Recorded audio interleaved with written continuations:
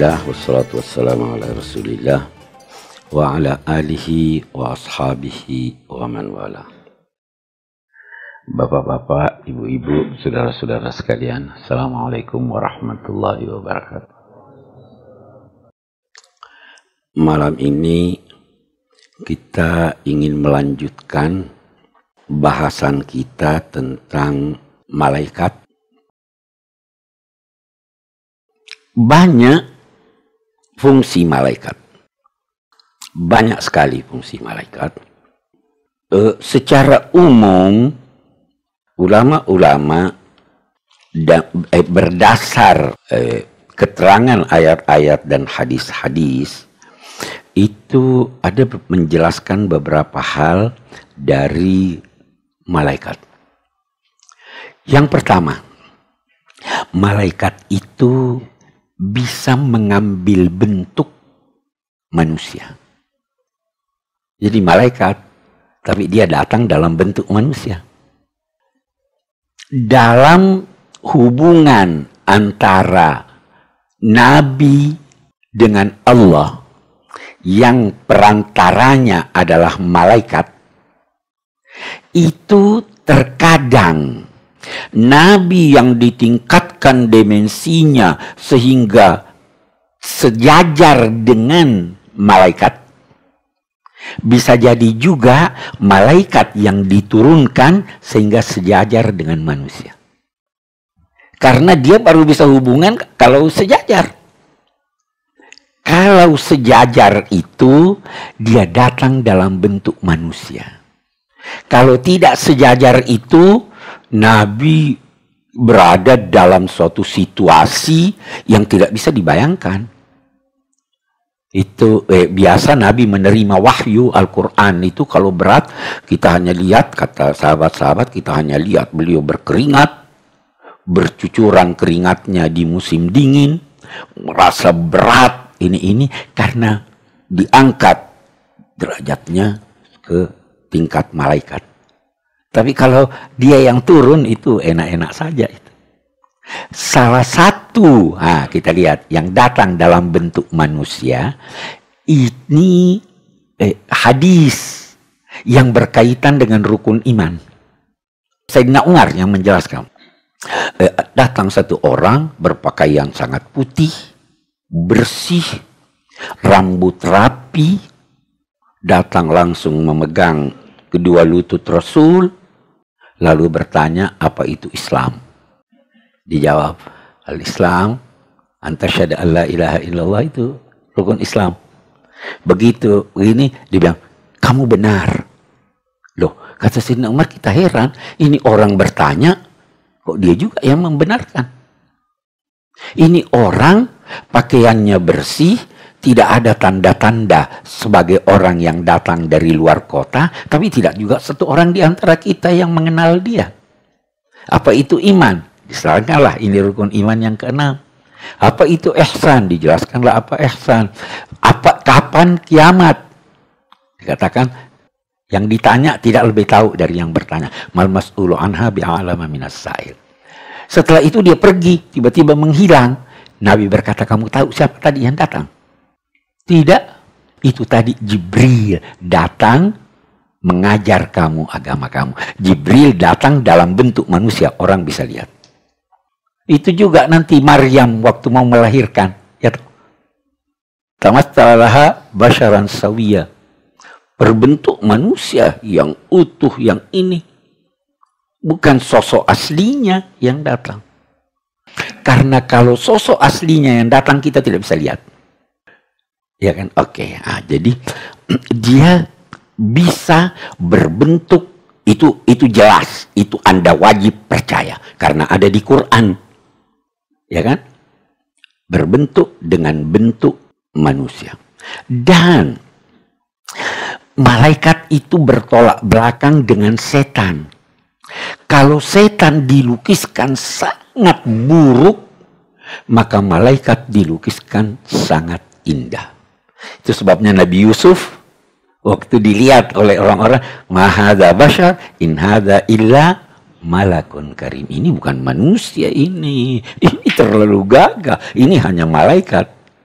Di tempat lain dikatakan zumirratin fastawa wa huwa bil ufuqil a'la. Salah satu arti mirra itu gagah sekali. Tuh, malaikat. Jadi sekarang ini kalau ada orang gagah Anda lihat, siapa tahu itu malaikat. Oke. Oh iya, di zaman Nabi itu ada sahabat Nabi namanya Dihyal Kalbi. Itu orang gagah sekali. Kata Nabi, seringkali kamu lihat, kamu kira dia Dihya, padahal itu malaikat yang datang. Karena itu orang gagah. Oke. Al-Quran juga menyatakan bahwa malaikat tidak berjenis kelamin. Kalau jin, itu ada laki-laki, ada perempuan. Itu kalau kita dianjurkan membaca, mau masuk kamar mandi, apa sih yang dibaca? Allahumma inni a'udzubika minal khubusi wal khaba'ith. Al-khubus itu jin laki, al-khaba'ith itu jin perempuan. Jadi kalau cuma baca sampai minal khubus, itu bisa diganggu oleh yang perempuan jin. Oke. Itu tidak berjenis kelamin. Itu juga jelas sekali tidak makan dan tidak minum. Nabi Ibrahim didatangi oleh malaikat-malaikat. Nabi Ibrahim punya sifat yang sangat ingin menghormati tamu. Dia faragha ila ahlihi faja'a bi ajlin samin. Dia sembunyi-sembunyi dari anunya itu, baru dia masuk ke dalam, siapkan makanan, baru dia sodorkan makanan itu. Waktu disodorkan, dia lihat ini kok tamu-tamunya nggak makan nih. Dia curiga, kenapa nggak makan? Ternyata kemudian dia ketahui bahwa itu malaikat. Jadi malaikat itu tidak makan dan tidak minum. Itu harus Anda percaya. Malaikat tidak jemu beribadah. Hanya saja sebahagian malaikat itu ibadahnya hanya satu macam. Ada yang kerjanya cuma ruku saja. Ada yang kerjanya cuma sujud saja. Ada yang kerjanya cuma tasbih saja. Tidak jemu-jemunya. Nah, itu juga dijelaskan di dalam Al-Quran. Nah, ada cabang dari ini yang dikemukakan oleh sementara ulama. Dia katakan begini, kalau begitu malaikat itu tidak punya inisiatif. Tidak punya inisiatif. Kerjanya cuma satu. La ya'sawnallaha ma'amarahum wa yaf'aluna ma yu'marun. Mereka itu tidak mendurhakai Allah dan mereka melakukan apa yang diperintah Allah. Jadi yang dari akalnya saya tidak dapat perintah. Sama komputer. Sudah diprogram, pencet ini keluar itu, pencet ini keluar itu. Nah, tapi ini pendapat tidak ada di Quran, itu penafsiran. Anda mau percaya begitu silahkan, tidak percaya begitu silahkan. Dan itu sebabnya kata ulama-ulama antara lain Syekh Rashid Ridha, itu sebabnya bukan malaikat yang ditugaskan untuk menjadi khalifah di bumi. Kalau malaikat ditugaskan jadi khalifah, tidak ada teknologi, tidak ada perkawinan antar buah. Itu inisiatif manusia. Tidak ada yang salah, semua benar. Tetapi statis dunia, Allah tidak mau itu. Itu sebabnya nanti di surat Al-Baqarah, ataj'alu fiha man yufsidu fiha wa yasfiku dima wa nahnu nusabbihu bihamdika wa nuqaddisu lak. Apa jawaban Allah? Inni a'lamu ma la ta'lamun. Dia tidak bantah. Dia tidak berkata tidak. Memang ada yang salah, ada yang menumpahkan darah, ada yang bertengkar, ada yang berkelahi. Memang itu. Saya tahu apa yang kamu tidak tahu. Bahwa mereka bertengkar, mereka berkelahi, mereka menumpahkan darah. Selama mereka itu melakukan kegiatannya dengan maksud yang baik, walaupun salah ditoleransi. Karena manusia. Itu bedanya. Oke. Apalagi yang kita temukan di dalam Al-Quran. Mampu berbentuk, tidak berjenis kelamin, tidak makan, tidak jemu beribadah, tidak berdosa, gagah. Itu hal-hal yang ditemukan di dalam Al-Quran yang wajib kita percaya. Nah, sekarang kita lihat. Berapa banyak malaikat itu? Wa ma ya'lamu junuda rabbika illahu. Tidak ada yang mengetahui tentara Allah kecuali Dia. Yang pasti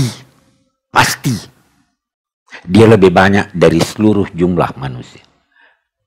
Itu pasti. Ya kan? Kenapa? Kita lihat dulu. Paling tidak setiap manusia ada 2 malaikat. Dan begitu manusia itu mati, malaikatnya, ini terserah mau percaya atau tidak, malaikatnya berada di kuburan orang yang meninggal itu dan mendoakan dia. Ini Raqib dan Atid. Kita nanti kembali bicara soal Raqib dan Atid yang populer itu. Iya. Jadi jumlahnya banyak. Bisa digambarkan begini. Wa yahmilu arsya rabbika fawqahum yawma idzin samaniyah. Samaniyah 8. Apa artinya 8 ini? 8 miliar. Itu tidak tahu. 8 malaikat. Kita tidak tahu. Di dalam hadis ada dikatakan bahwa setiap hari berkeliling di arsy Tuhan itu 70.000 malaikat setiap hari, dan yang sudah tawaf sekali tidak lagi tawaf sesudahnya. Banyaknya ini. Itu. Jadi malaikat terlalu banyak sekali. Kita ingin melihat lebih jauh di dalam Al-Quran. Ada beberapa yang disebut, tapi sebelum sampai ke sana, mari kita lihat bagaimana hubungan malaikat dengan manusia. Itu ada dijelaskan, dia punya hubungan dengan kita. Yang pertama dulu, kita mau lihat asal-usul manusia Adam. Iya. Sebelum Adam diciptakan, Allah berfirman pada malaikat, "Inni ja'ilun fil ardi khalifah." Saya akan menciptakan di bumi ini khalifah. Fa idza sawaituhu wa nafakhtu fihi min ruhi faqa'u lahu sajidin. Kalau saya sudah sempurnakan ciptaannya dan sudah muncul dia, maka sujudlah kepada Adam. Satu dulu. Banyak hal bisa diuraikan di sini. Yang satu dulu, pertanyaan. Apa semua malaikat yang jumlahnya sedemikian banyak itu disuruh Allah sujud kepada Adam atau tidak? Wa idz qala rabbuka lil malaika. Ulama beda pendapat. Saya cenderung berkata tidak semuanya. Malaikat yang disuruh sujud itu adalah malaikat yang mempunyai hubungan dengan manusia. Apa alasannya? Kita lihat. Waktu iblis tidak mau sujud, Allah berfirman kepadanya, "Ma mana'aka an tasjuda lima khalaqtu biyadi? Astakbarta am kunta minal alin." Kenapa kamu tidak mau sujud kepada makhluk yang saya ciptakan dengan kuasaku, dengan kekuasaanku, dengan tanganku? Apa kamu angkuh atau kamu termasuk kelompok elit? Apa itu artinya? Ada 2 alasan yang bisa menjadi sebab iblis tidak mau sujud. Yang pertama, istakbarta. Karena kamu angkuh. Kalau kamu angkuh, kamu dosa. Am kunta minal alin. Atau kamu termasuk malaikat-malaikat yang mempunyai kedudukan yang tinggi. Itu artinya, memang itu tidak disuruh sujud. Hanya malaikat yang punya hubungan dengan manusia, itu yang disuruh sujud. Itu yang disuruh kamu harus kenal makhluk ini. Jangan duga ya, hanya manusia di alam raya ini. Terlalu banyak, kita ini cuma status.